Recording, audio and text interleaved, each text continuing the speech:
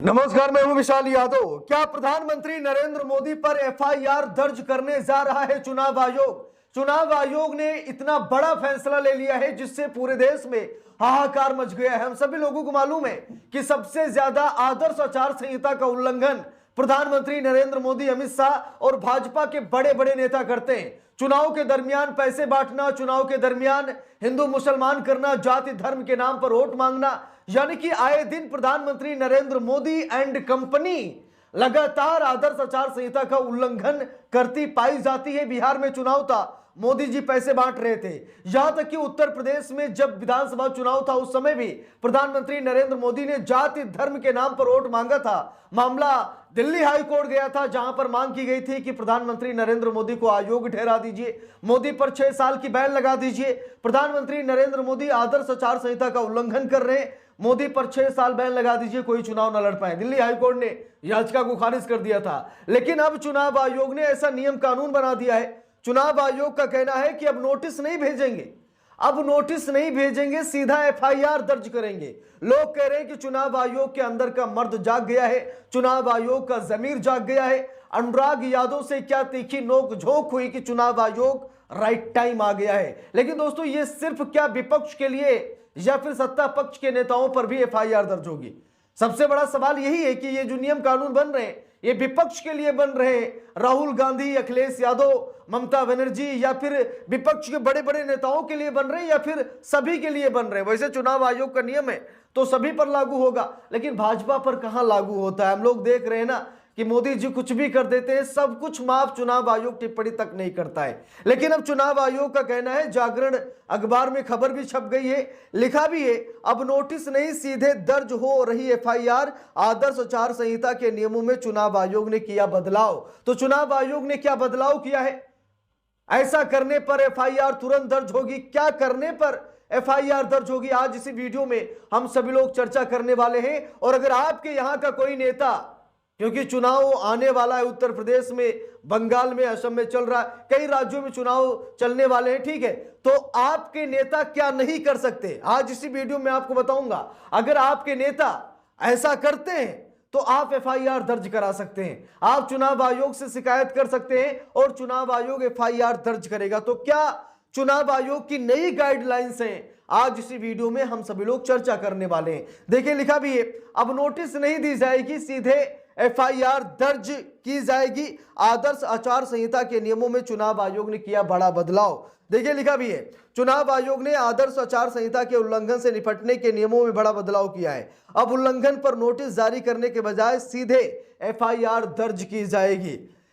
भारतीय निर्वाचन आयोग यानी चुनाव आयोग ने आदर्श आचार संहिता यानी एमसीसी के उल्लंघन से निपटने कि अपनी दशकों पुराने नियमों में बड़ा बदलाव किया है। नए नियमों के तहत अब चुनाव आयोग आदर्श आचार संहिता के उल्लंघन के लिए नोटिस जारी करने की जगह सीधे एफआईआर दर्ज करवा रहा है। तो दोस्तों, अभी तक ये होता था, दशकों से नियम चला रहा है कि पहले नोटिस थमाइए, पूछिए कि आपने ऐसा क्यों बोला, आपने ऐसा क्यों किया, अगर जवाब संतोषजनक नहीं है तब एफआईआर होती थी। लेकिन अब चुनाव आयोग कह रहा है कि अगर कुछ भी ऐसा हुआ तो हम तुरंत एफआईआर दर्ज करेंगे, हम ये नहीं सोचेंगे कि नोटिस देना चाहिए या फिर नहीं, तो नोटिस की जरूरत नहीं है, अब सीधे एफआईआर दर्ज करेंगे। लेकिन वही सवाल घूम फिर कर आ जाता है कि एफआईआर सिर्फ विपक्ष के नेताओं पर ही होगी या फिर सत्ताधारी दलों के नेताओं पर भी होगी?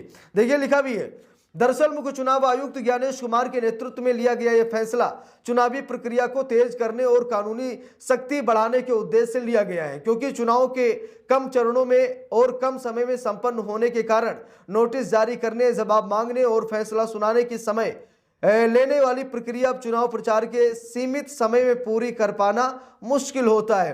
क्यों नहीं नोटिस भेजेगा चुनाव आयोग? देखिए, लिखा भी है, चुनाव आयोग के अनुसार नोटिस और चेतावनी जैसे कदम अक्सर बेअसर साबित होते हैं, जबकि एफआईआर के माध्यम से लोक प्रतिनिधित्व अधिनियम के तहत अपराधियों पर सीधी कानूनी कार्रवाई सुनिश्चित की जा सकती है। बिना नोटिस दर्ज हुई एफआईआर, लिखा भी है, इस बार 7 अप्रैल को असम में एक चुनावी रैली के दौरान मल्लिकार्जुन खड़गे द्वारा की गई सांप्रदायिक टिप्पणियों पर बीजेपी के अनुरोध के बावजूद या 5 अप्रैल को कांग्रेस प्रवक्ता पवन खेड़ा द्वारा असम के मुख्यमंत्री की पत्नी पर लगाए गए कई पासपोर्ट होने के आरोप पर एमसीसी का कोई नोटिस जारी नहीं किया गया। इन दोनों ही मामलों में एफआईआर दर्ज कर ली गई। मैंने शुरू में कहा था कि ये नियम कानून सिर्फ क्या विपक्ष के लिए है? बिल्कुल विपक्ष के लिए। अब कांग्रेस नेता मल्लिकार्जुन खड़गे पर एफआईआर दर्ज की गई, ठीक है, और पवन खेड़ा जो कि कांग्रेस के दिग्गज नेता प्रवक्ता है, पवन खेड़ा पर भी एफआईआर दर्ज की गई, क्योंकि पवन खेड़ा ने कहा कि हेमंत विश्व शर्मा की पत्नी के पास एक नहीं बल्कि कई पासपोर्ट हैं, उसकी जांच होनी चाहिए, मांग की। लेकिन अब उनके ऊपर सीधा एफआईआर दर्ज हो गई। तो विपक्ष पर कार्रवाई के बाद ही क्या चुनाव आयोग नियम कानून बनाता है? खबर की हेडिंग पढ़ने से तो ऐसा लग रहा है कि चुनाव आयोग का जमीर जाग गया, चुनाव आयोग के अंदर का मर्द जाग गया। अब चुनाव आयोग नोटिस नहीं, सीधा एफआईआर दर्ज करेगा। और खबर के आखिरी तक यह पता चल रहा है कि एफआईआर भी हुई है, लेकिन सत्ताधारी दल के नेता पर नहीं, बल्कि विपक्ष के नेताओं पर एफआईआर हुई है।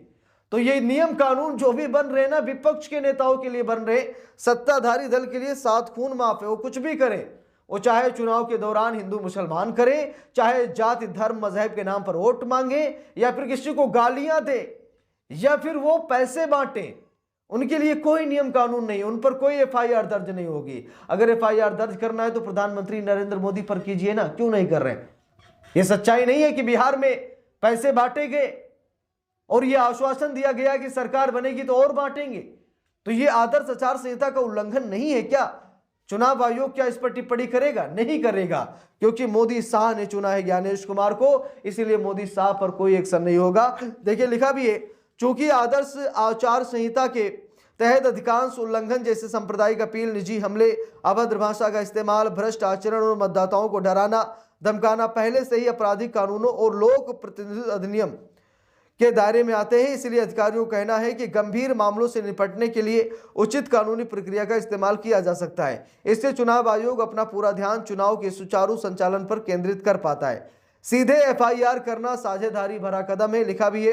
एक अधिकारी ने कहा कि जब कोई अपराध स्पष्ट रूप से साबित हो रहा हो तो नोटिस जारी करने की लंबी प्रक्रिया में उलझने के बजाय स्थानीय अधिकारियों से सीधे एफआईआर दर्ज करवाने के लिए कहना ज्यादा समझदारी भरा कदम होता है। उन्होंने ये भी बताया कि चेतावनी या निंदा जैसे कदम अक्सर अपराधों को रोकने में नाकाम रहते हैं और एक ही तरह के उल्लंघन बार बार होते रहते हैं।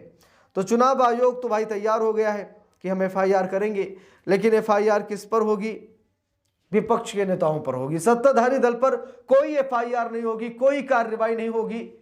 मुझे लगा कि चुनाव आयोग तो बड़ा अच्छा निकला, लेकिन जब पवन खेड़ा और मल्लिकार्जुन खड़गे का नाम सुना तो मुझे लगा कि सिर्फ और सिर्फ विपक्ष के लिए ये नियम कानून बनाए गए हैं। विपक्षी नेताओं पर एफआईआर दर्ज करने के लिए नियम कानून बनाए गए हैं। सत्ताधारी को सब माफ है। इस पूरे मामले पर आप लोगों की क्या राय है, कमेंट करके जरूर बताइएगा। वीडियो को लाइक शेयर, अगर चैनल पर नए हैं सब्सक्राइब करके सपोर्ट कीजिएगा। मिलते हैं दूसरी वीडियो में, तब तक के लिए बहुत बहुत धन्यवाद।